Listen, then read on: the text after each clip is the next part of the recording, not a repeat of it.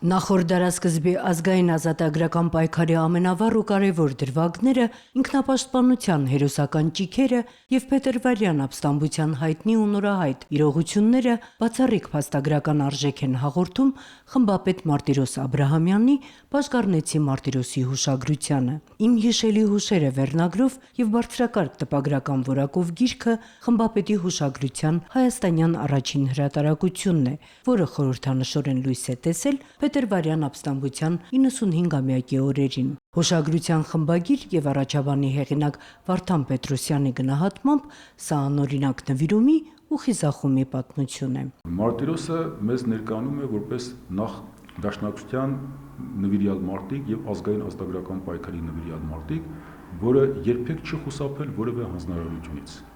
և երբեք չի զղջացել, որ ինքը այս կամ այն վտանգավոր ձեռնարկին մասնակցել է, որովհետև համոզված է եղել, որ դա պահանջում է ազգային շահ, դա պահանջում է ազգային գործը։ Ինքը երբեք իր անձը չի մղել առաջին պլան, անպայման ինքը առաջինը լինելու պաշտոնական, այսպես ասած, տեսանկյունից, երբ գործով ինքը ըստ էության առաջինն էր։ Բուն հուշերից բացի խմբագիրը հրատարակությունը համալրել է նաև 3 հավելվածային բաժիններով, առաջինում ներկայացնելով Մարտիրոսի կյանքի տարագրության շրջանը Պարսկաստանում, երկրորդում մեկտեղել է խմբապետին նվիրված մամուլի հրապարակումները և երրորդում արխիվային ու եզակի լուսանկարներ, ըստ էության գրքում ամբողջացնելով նրա կյանքին ու երկարամյա պայքարին առնչվող ամբողջ փաստական նյութը։ Հուշերի առաջին գիրքը, որ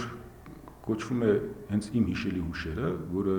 ես թողել եմ որպես գրքի ընդհանուր անվանում, առաջին անգամ լույս է տեսել 1978 թվականին Թեհրանում, Պարսկաստանում։ Գրքի նախաձեռնողը եղել է խմբապետ Մարտիրոսի ավագ որդին Դերիկ Աբրահամյանը, բայց իհարկե այդ շրջանի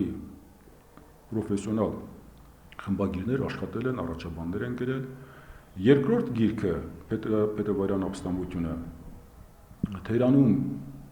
առաջինից անմիջապես հետո մամուլը տպագրվել է, բայց սկսվում է Իրանի-Իրաքի պատերազմը և այդ խառնաշփոթի մեջ որպես գիրք չի կազմում, դուրս չի գալիս։ Դեռ 1903-ին հայ հեղափոխական դաշնակցությանը անդամակցած Մարտիրոս Աբրահամյանը արդեն 1904-ին Գառնեցի 8 հայդուկների հետ մասնակցել է Մոսուն Զորի արշավանքին։ 1905-ից 1906 թվականներին ակտիվ մասնակցություն է ունեցել Հարազատ Գառնիի, ապա նաև Զանգեզուրի ինքնապաշտպանությանը, 1909-ին Իրանի սահմանադրական հեղափոխությանը, իսկ 1914-ից կամավորական երկրորդ գումարտակի Վաշտի հրամանատարն էր, բայց նրա հերոսական բուդիսականի գագաթնակետը իհարկե փետրվարյան ապստամբության շրջանն էր, երբ խմբապետը վճռորոշ դերակատարություն է ունեցել 40-օրյա պայքարի քիչ թե շատ կարևոր բոլոր գործողություններում։ Հենց նրա անվան հետ է կապվում Հայրենիքի փրկության կոմիտեի առաջին կառույցի ստեղծումը։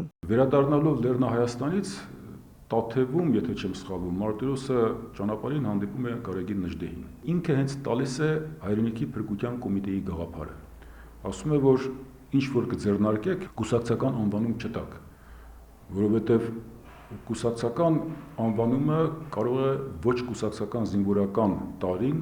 հեռու պահել այդ գործողություններից։ Դուք դրան տվեք համաժողովրդական նկարագիր, որպեսզի այդ ձեր բոլոր քայլերը ստանան ժողովրդի աջակցությունը։ Մարտիրոսը այդպես էլ վարվում է։ Գառնիում նա ստեղծում է առաջին Հայրենիքի փրկության կոմիտե իր նախկին զինվորներից։ Հենց Գառնիում նա սկսում է կազմակերպական աշխատանքներ։ Մեծածավալ հուշագրության էջերում ներկայացված գրեթե մեկդարյա վաղեմության իրադարձությունները նորովի են արձագանքվում մեր օրերում, ևս մեկ հնարավորություն ընձեռելով արժանին մատուցել Բաշկառնեցի Մարտիրոսին ու նրա զինակից ընկերներին։ Իմ բոլոր ուսումնասիրությունները